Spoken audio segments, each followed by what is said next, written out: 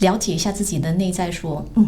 有时候我们真的是为自己消费，让自己觉得是快乐的，还是在符合大众的需求？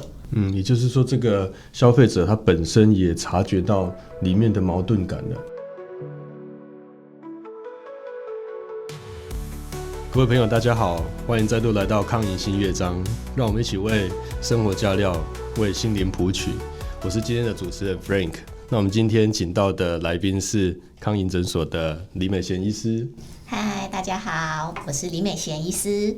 好，那我们今天也是要分享一个也算很有趣的一个主题。那我们照往例，就是先进这个读者的来信。好，医师你好，我是刚入职的时尚编辑哈娜。工作压力除了繁复的 routine 之外，有一件事情让我觉得很困扰，就是看到每天的同事们总是打扮得争奇斗艳，每个人不是西装笔挺就是衣着华丽。处在这样子的环境，除了绞尽脑汁每天要想穿什么之外，还不能重复穿。那这一年来导致了养成了过度消费的坏习惯。我爱我的工作，但真的不知道该怎么办，请帮助我。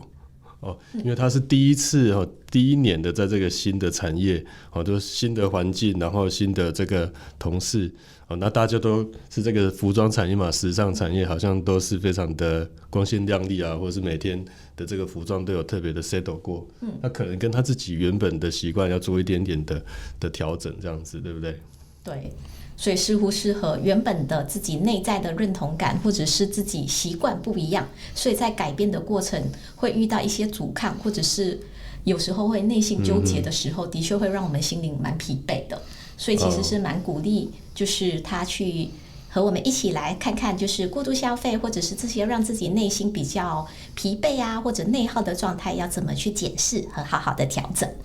那想问一下李医师，有没有类似的这种情况，就是有一段时间你的消费习惯跟以前平常的样子是不一样的这一段时间？我自己其实也是，刚才在看着他，我其实也回想说，我刚入职的时候，相对比较年轻的时候，那时工作压力也很大，因为对于老师们啊，或者是同侪们的认同，其实也会希望说自己表现得还不错，担心别人怎么看我，也会希望说，我的外在啊，或者我的能力是被认可的。那我也会就是希望说，大家是怎么样的风格，我也要跟风。可是在那个过程中，有时候你就会觉得很像会迷失的方向，很茫然，这个是我吗？我到底是谁？我记得最深刻的是某次搬家的时候，我那时在整理，然后我发现哇，原来我鞋子那么多，光整理鞋子就收了好多箱，然后想说，甚至有些鞋子可能还没有拆封，或者是没有穿过，还没拆封就开始买下一双的这样子。对，而且有些颜色或品相其实还雷同的。我当时怎么了？我是心情太疲惫了吗？还是一种宣泄吗？那时候就让我重新开始去检视说，我这消费是理性的吗？有必要性的吗？就是慢慢再重新去了解一下自己的内在，说，有时候我们真的是为自己消费，让自己觉得是快乐的，还是在符合大众的需求？有时候长期在这种环境下，其实我们的情绪会一直反复的内耗，甚至会精神疲惫。那个其实是会对于工作开始，像刚才哈娜有提到的，他其实很喜欢他的工作，他很纠结，他真的不知道怎么办，所以他来求助我们。是，所以其实李医师之前也有在那个当社会新鲜人的时候，也有跟他有类似的这样的处境跟考量过这样子。到目前的时候，我可能就会比较追求自己的风格，然后或者是买东西的时候或消费的时候，都可能会比较会买功能符合自己需求的，或者是经典款，也不会说很像有新的一些时尚，大家在追风的时候就会跟着说我也要符合大家这样的模式。经典款的意思是？经典款的部分可能就是一些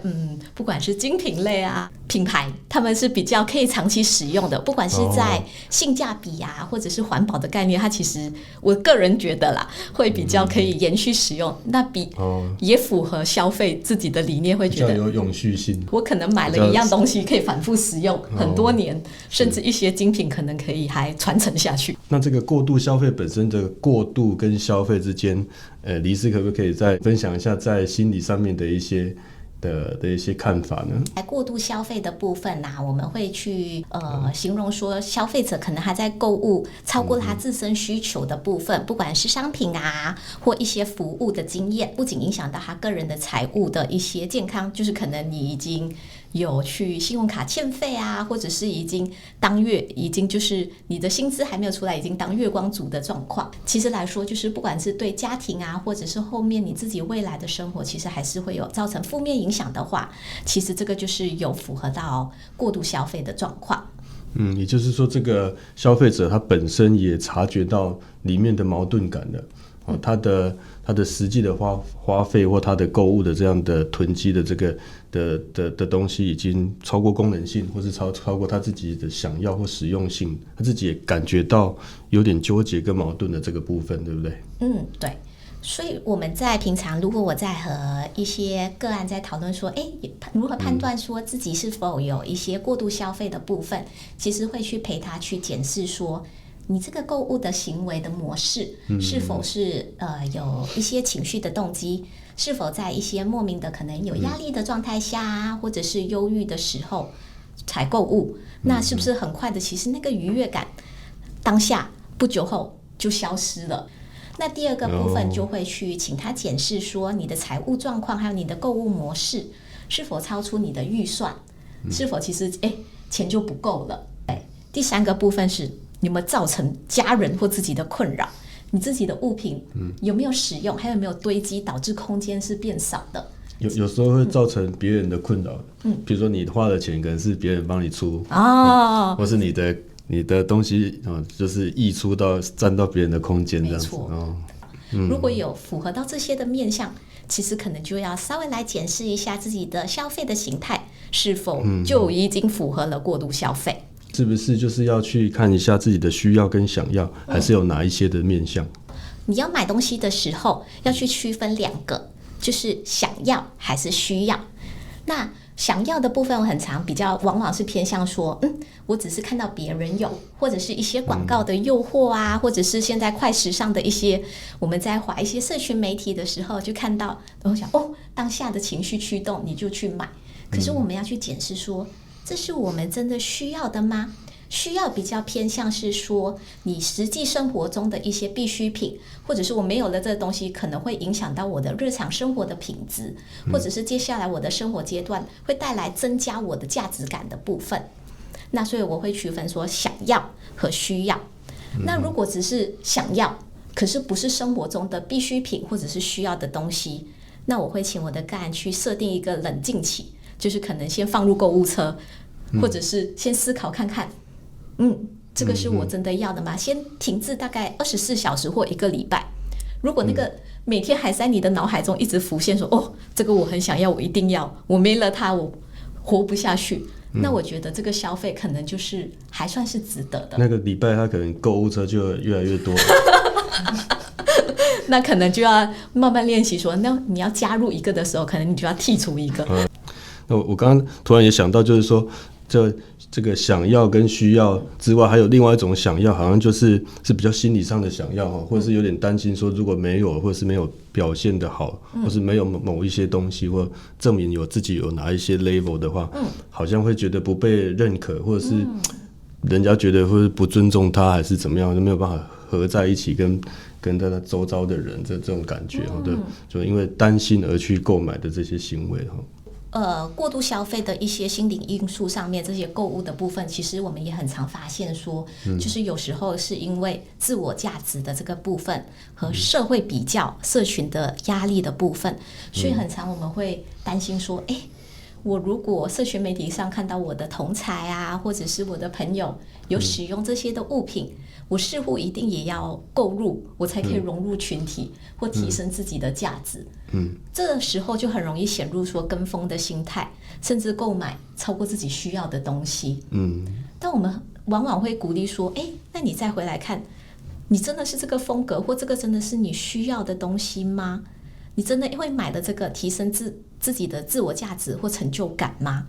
真的买了之后你会得到满足的感觉吗？其实会再回去和个案再讨论说，这真的是会让你真的是安定下来吗？如果其实会回到自己，对不对？对，所以其实很常要回到自己，不是只是要追求说和大家一样？因为当下你不可能永远一直符合大家的期待啊。那如果是每个时段一直在改的话，薪水很像真的追不上哎。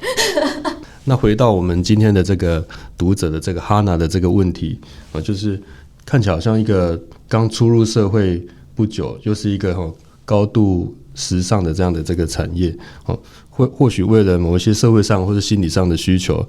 面临到有一些消费习惯好像会跟他过去的个人生活的自己会不大一样不管是变多或者是变少，他开始觉得好像这些消费习惯跟他之前不一样，而造成了某一些矛盾的心里面的感觉。那像这种情况的话，李医师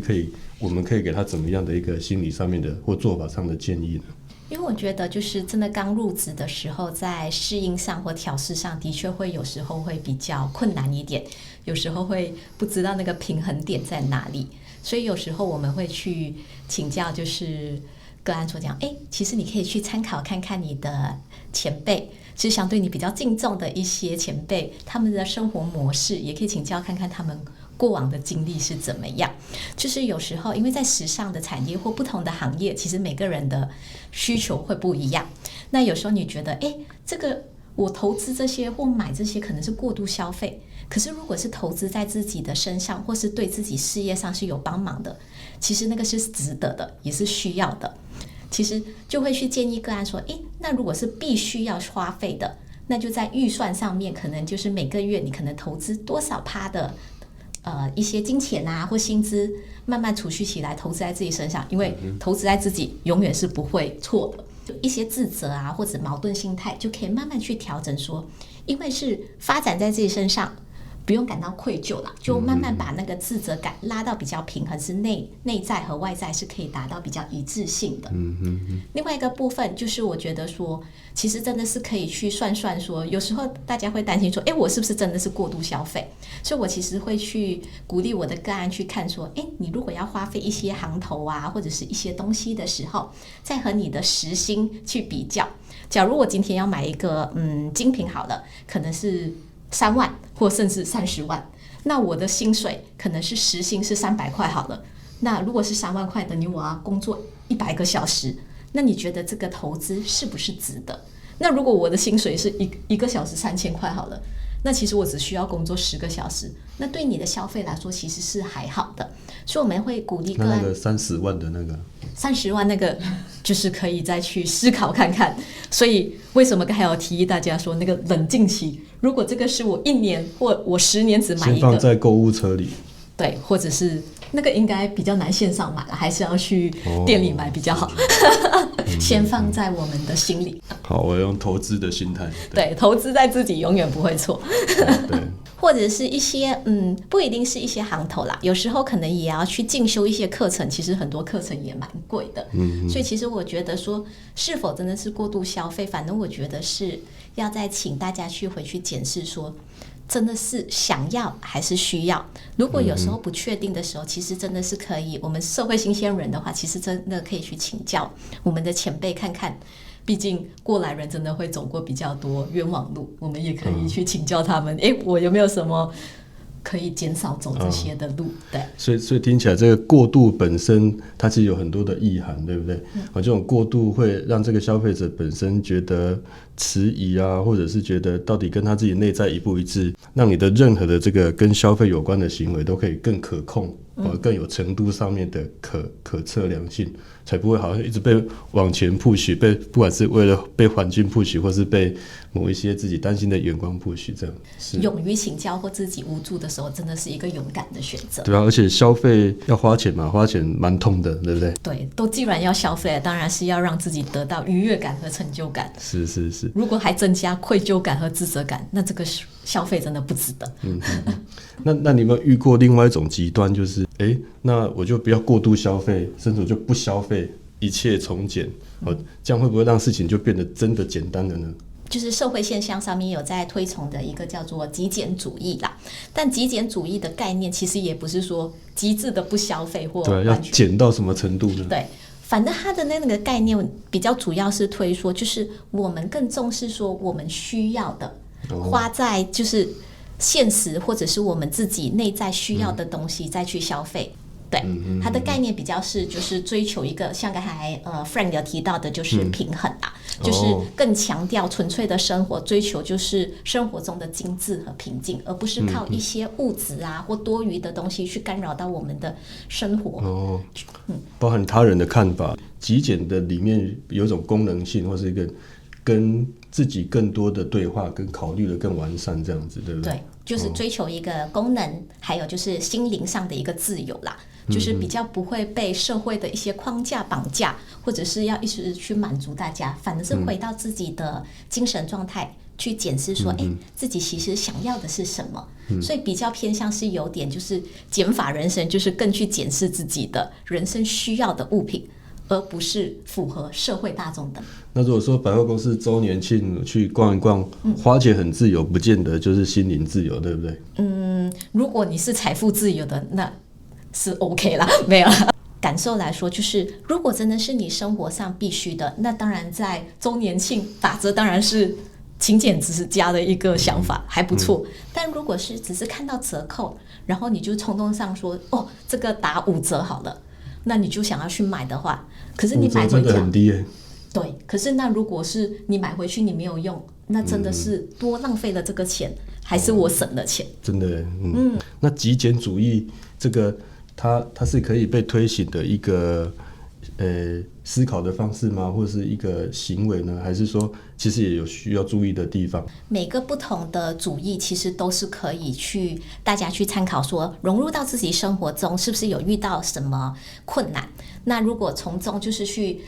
萃取它的好的部分融入到自己生活，的确在极简主义的部分，如果你平常是过度消费的，当然就是可以改善，让你的生活可以减少一些浪费。对，然后甚至我们也可以帮助这个社会环保，还有你使用的东西是比较有品质的，还有增加就是自己的生活的空间不会那么杂乱。那当然缺点就是可能如果太极简的话，或者是你的生活如果已经在繁忙的工作，那就会减少了很多的色彩啦或乐趣，就是生活太过于自律，其实有时候也蛮乏闷的。所以偶尔我们再增添一些成就感啊或趣味的东西，其实也可以消费，只要不要超过自己能力范围。没有一样东西是需要极端，我们有时候就是可以享受一下，可是就是去平衡说拉回来，找到一个平衡点就好了。尊重每个不同的极简主义啊极繁主义，可是就是我们要慢慢去检视说是不是自己超过自己可以应付的范围，然后自己会不会愧疚，那就好了。所以也确实有遇到过许多人是过度节省的，对不对？如果你过度节省造成自己的生活不便，或者造成别人的不便，那其实也不是一个好的现象。过度节省也未必就是健康，对不对？对，我觉得过度只要是过度都不是一个好的名词啦。对我们在心理学上面来说，其实我们会建议说足够好就好。所以基本上很多的事情我们都会建议说，如果当你自己也觉得内在感到一个矛盾感或不一致的时候，其实慢慢去检视说拉回来都没关系。对，有去检视拉回来都是一个好的现象。听说李医师今天有给我们的听众带来一些小练习，就是鼓励大家说，如果在预防过度消费的时候，刚才其实中间也有提到了，就是我们其实还是要，我蛮常在鼓励我的个案说，如果在自己发现说，自己当你开始担心说自己有过度消费的时候，我就会鼓励我的个案说，那你有没有在记账？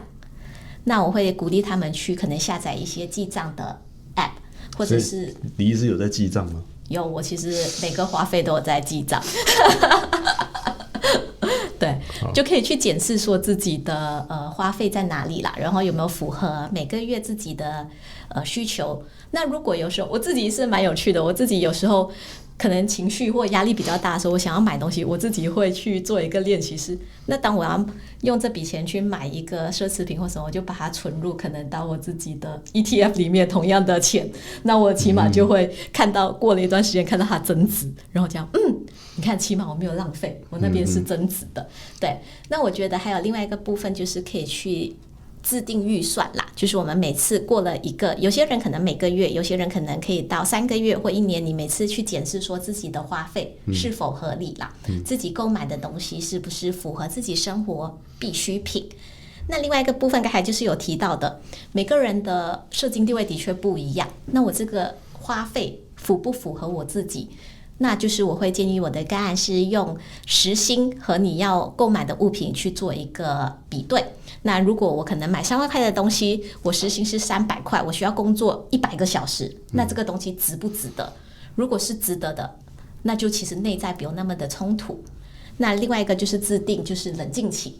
就是把东西加入购物车或摄入我们可能的购物清单。那如果过了24小时，或者是1周，或者1个月，你还是坚持说，这个是我一定人生一定要买的，那就没关系，就是可以去买啦，也不用那么自责。另外一个部分，我会鼓励大家的是，可以多练习，就是多去自我关怀，还有就是觉察自己的情绪状态啦，减少就是过度依赖外在的物质，找到内在的平衡。所以其实我们会更鼓励个案是可以去参加一些户外的活动，或者珍惜和家人共度的时光。那当我们把时间花费在这些时候，就减少的相对滑社群媒体啊，或者是购物网的一些的时间，那其实也会减少我们一些消费的部分，不小心的消费这样子。对，因为真的太多折扣了，因为不管是快时尚啊，或者是很多的购物网的一些行销策略，真的都会让我们好像有一些产业中箭对，然后就会让我们不自觉的会花费太多。所以其实把我们的时间花费在就是一些生活户外的运动啊，或者是和家人相处的时间上，其实这个精神上得到的满足感和成就感其实会更多，反而就是会慢慢的减少我们依赖物质啊，或者是一些外在来让自己得到一些成就感的部分。所以很多会带来那个好的感觉，或者是那种很有成就感的事情，它其实不见得会花很多钱，对不对？对，所以会建议大家就是透过一些理性的消费，还有心灵成长来得到生活中的平衡啦，这样也可以减少自己可能过度消费导致的一些财务压力，或者是内在的纠结。像听这个 podcast 就不用花钱了，对不对？可是又可以得到就是心灵的成长，真的是很好的投资，好像可以省钱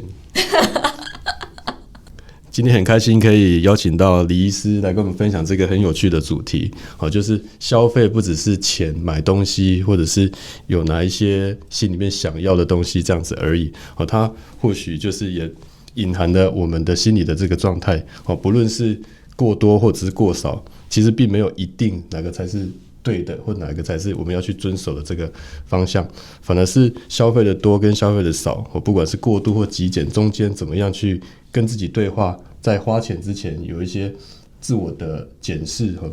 想要需要，或是在担心什么，我们需要的到底害怕跟我们要的到底是什么，然后如何去请教前辈等等的，这些其实在消费的背后有许多的议题可以值得是跟自我对话的。那今天听了非常多的故事，其实也很好奇，想要了解说各位朋友们在自己的产业或自己的个人的经验里面，有没有关于消费的个人的有趣的故事或所谓的鬼故事，都可以在我们下面的留言来做分享。那今天康怡新乐章进行到这边，我们下次见咯，拜拜。